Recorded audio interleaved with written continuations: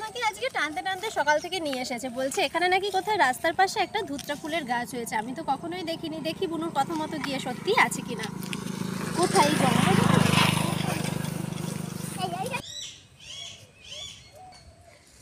হ্যাঁ সত্যি তো, দেখো কত সুন্দর ফুলটা রাস্তার পাশে একা একাই হয়ে রয়েছে জঙ্গলের মধ্যে। এখন আমি গাছটাকে তুলে নিই। প্রথমে তো হাত দিয়ে অনেকক্ষণ চেষ্টা করলাম কিন্তু কোনোভাবেই পারছিলাম না, তাই জন্য পাশে একটা বাড়ি থেকে একটা কোদালও চেয়ে এনেছি। এবার আমি গাছটাকে তুলবো।